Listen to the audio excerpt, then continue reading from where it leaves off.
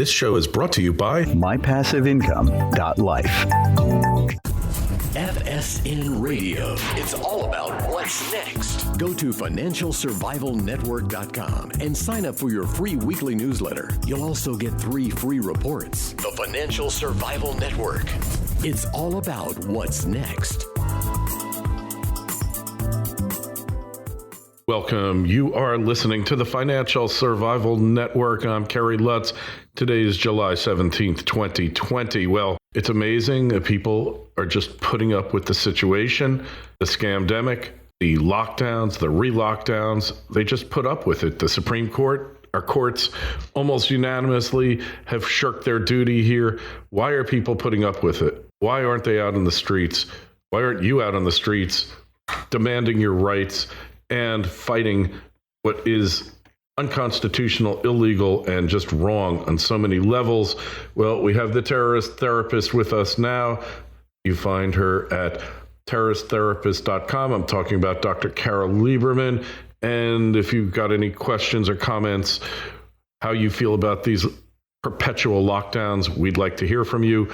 Email is kl@kerrylutz.com. So, Dr. Lieberman, it's great to have you back. Why aren't people saying enough of this? We're not going to put up with it anymore. Well, even more intimidating than the coronavirus and lockdowns and so on are the protests that have been hijacked into riots and looting, and the toppling of the statues, and the disrespect to the American flag and the national anthem, and all of these the cancel culture, where things like Paw-Patrol, are being, because they have a dog that is dressed as supposed to be a policeman. It's just every day it's one crazy thing after another. And the reason why there are a number of reasons why people aren't fighting back. The number one reason is fear. In terms of these mobs in the streets and the things that the destruction of our culture, the anarchy, people are afraid, first of all, physically to actually literally fight these mobs. And then people are afraid to say anything because they are afraid of seeming racist, because it has not been widely enough known or told that Black Lives Matter is infiltrated by, and actually even the founders have ties to radical groups. These are radical groups who are trying to perpetrate anarchy. It's not about getting equality, getting people to recognize racism and do something about it. It's about destroying America. They are trying, between now and the election, and perhaps after, they are trying to literally destroy America. Yeah, well, I think that's obvious. And, well, it's more in these blue cities where the governments, the mayors, the governors, and all these people refuse to intercede. Places like Oregon and Portland, where they're attacking the U.S. courthouse, and the Portland police are doing absolutely nothing. They're having riots there every night, and nothing happens. So there have been cities where people have risen up, like Coeur d'Alene and a place in California.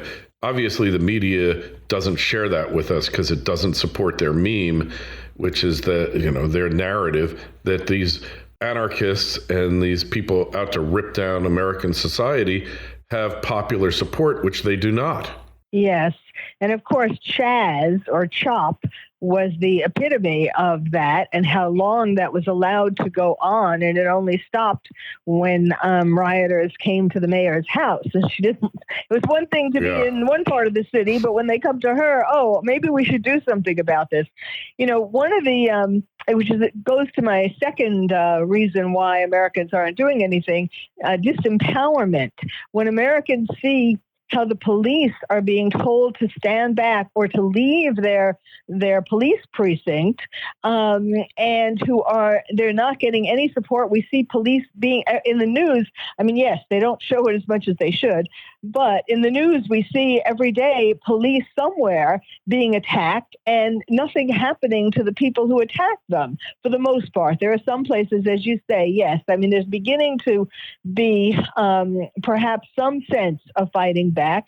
Like, for example, in Oklahoma, where there were a lot of these riots, they are charging some of the people who committed arson and other crimes with terrorism, which I think is appropriate. You know, one of the things, I'm sure this must have gotten you probably as outraged as it has gotten me, and I can't stop talking about it. The couple in St. Louis, the McCloskeys, who dared to come out on their front lawn with guns. They didn't shoot anybody.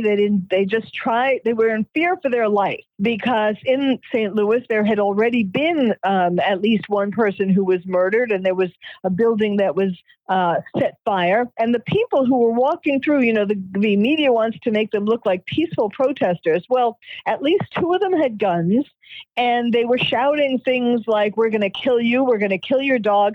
I'm going to go take over that room of the house." I mean, they were terrified. And so then they were investigated, and now it looks like they're going to have some charges against them. Now, people should be more outraged about this because this could be happening to anybody. Yeah, it's true. And in fact, Missouri, where it happened, St. Louis, has a castle doctrine, which says that anybody comes on your property, and that's even a porch or a deck, that you can shoot them. You're justified to use deadly force, just like Florida has. And yet, this political activist of a district attorney they have, a Soros dupe, is going to charge the victims with the crime. It's just shocking. Yeah. Yes, they took away their guns, and now they're going to keep after it. You know, it's like to show that that you can't do that here. So now other homeowners, you know, get the message: just let the protesters, rioters, the mob, you know, go into your house and kill you. And the mob had already broken down the gate that separated this private area of houses. So, you know, it's just. People, and so this kind of goes into some of the other reasons why people aren't fighting back. So another reason is that we're all, or many of us, I shouldn't say we're all, but a lot of us are suffering some degree or another of PTSD. And that is coming from, you know, it's just like the studies that they did after 9/11, where they showed that people who kept watching the Twin Towers fall on the news, or any of the other places that were attacked. And similarly, we have been watching nonstop news coverage of coronavirus where the message was, we're all going to die. And then now we watch these mobs, and that's the message with that too. So these are both things that make us fear for our lives and have disabled us to some degree with having PTSD. Well, then there are other people.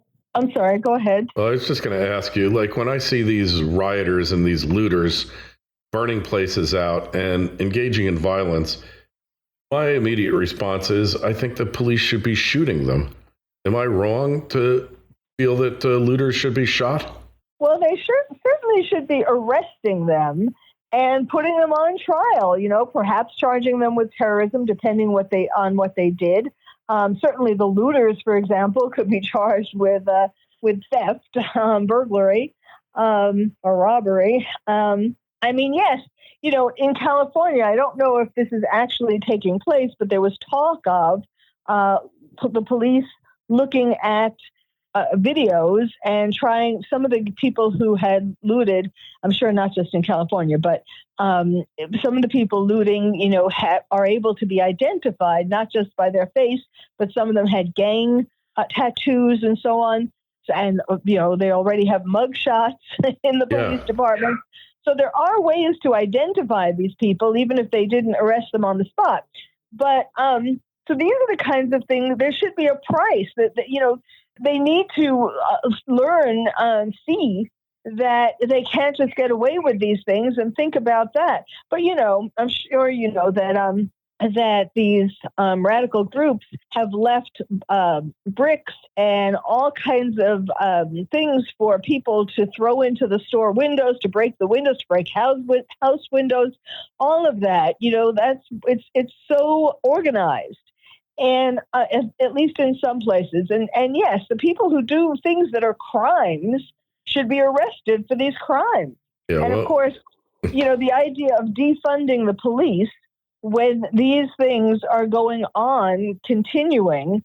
Imagine if add to that, not only the police standing down, but you can't even call 911 and get police to come.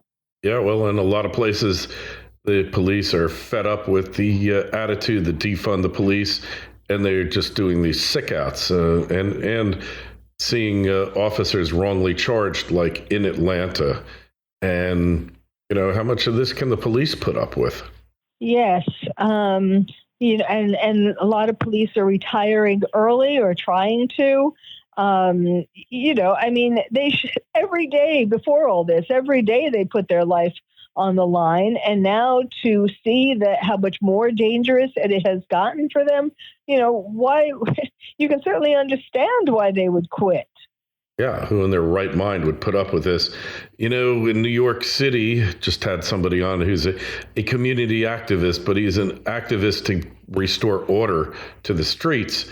And in New York, the shootings are way up, murders are up, and the cops just stood by and basically did nothing because they were told to stand down by their moronic mayor there, Comrade de Blasio.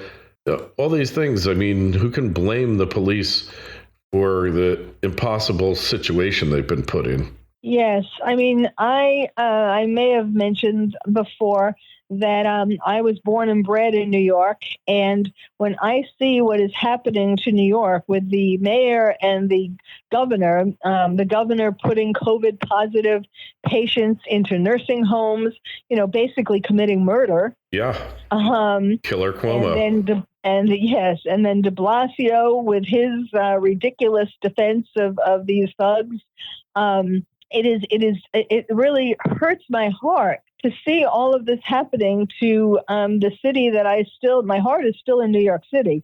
So it just is painful to watch all of the things going on there. Yeah, well, it was all very predictable when you elect a self-avowed communist who honeymooned in Cuba, and you expect things to turn out well. Well, elections do have consequences, and now people are beating a path to get the heck out of there. And so many other cities, Chicago, Philadelphia, and Seattle, and of course, Minneapolis, which is the epicenter of it all. And all of this was planned out. None of it's by accident. It's all been orchestrated by these groups or whomever they might be serving. FSN Radio. It's all about what's next. Nobody likes the guy who says, "I told you so." The guy in 1991 who said to you, "Invest in the internet, it's going to be huge." Or the guy in 1997 who said, "Come on, this is going to be big. They call it social media." And the guy in 2009 who said, "I'm telling you, man, crypto is real." Now, I'm not going to be that guy who says, "I told you so." But I am telling you that there is a 21-year-old international company where you can become a global project partner, earning a passive income doing exactly what you're doing at this moment. No selling, no recruiting clients, no administering a business after hours. Visit www.mypassiveincome.life now. That's mypassiveincome.life. Don't let history repeat itself on this one. Earn a passive income. Now listen again. That's mypassiveincome.life. The Financial Survival Network. It's all about what's next. Yes. And, I think that's so hard. Not only is it hard for people to get their head around because the mainstream media doesn't show it, but it's so hard because, it's so shocking. I mean, terrorists were supposed to be radical Islamists, people from outside the U.S., and now to see people inside destroying America it's just hard to get your head around it. It's hard for me to get my head around it. And so that's one of the other reasons why Americans aren't fighting back. Denial, and for example, the good example of that is how people in New York have run out to the Hamptons, or people who can afford or who have houses in the Hamptons. And then, do you know about the parties that people are having, like college kids or, millennials? They're having COVID parties. Do you know about that? I heard about it. I wonder if that's just a news construct or not. But well, I don't think so, because, there have been follow-up stories of some people who have gotten sick, who went to these parties and who were in denial. They said they thought that COVID was just a hoax, or they thought, teenagers or even college-age kids think they're invincible. And so, I mean, let me just explain the parties for any of your listeners who haven't heard about this. These are parties where kids get together and where there's at least one person who has been tested positive for COVID, and they invite people who aren't positive, or at least to their knowledge aren't positive, and they put money in a pot, and the first person to test positive after this party gets the money in the pot. I mean, it's insane. It's just insane. yeah. And then, of course, we have, poor education what's going on in our colleges, where people, professors, I mean, you must have heard about how some professors have been helping mobs, people, the rioters, teaching them, like architecture professors, for example. Yeah, to pull down statues, right? Yeah, Mm-hmm. yeah. I mean, these things are just unbelievable. And yet they are true. And of course, they're being taught. It goes along with what they're being taught in colleges, to value socialism and communism over democracy and capitalism. And then these post 9/11 generations were raised by parents who had this feeling of helplessness after 9/11 and transmitted that. And so these generations raised by these post 9/11 parents feel helpless and feel like they need the government to feed them, to diaper them, to take care of them. And so they want communism and they want socialism at the very least, which is why Bernie Sanders was so popular with these generations. And now, he interestingly dropped out, I think because he was afraid of going on the campaign trail and catching COVID himself. And then, of course, making a deal with Biden that he'll support Biden if Biden takes over some of the things that he wanted to do, which Biden is doing. Yeah, well, Bernie was never a real candidate anyway. That's my theory. He wasn't. Yes, but true. But he probably wouldn't have won in the end. But unless, of course, people started getting wise to the fact that Biden has dementia. And it's hard to get wise to that fact when Biden is having limited exposure to the media. Well, whatever exposure he has, he gets exposed. I did a interview, The Emperor Has No Cortex. So that's a good one. I like that. Yeah. And, this is the guy is like basically, he's late onset or intermediate onset of dementia for sure.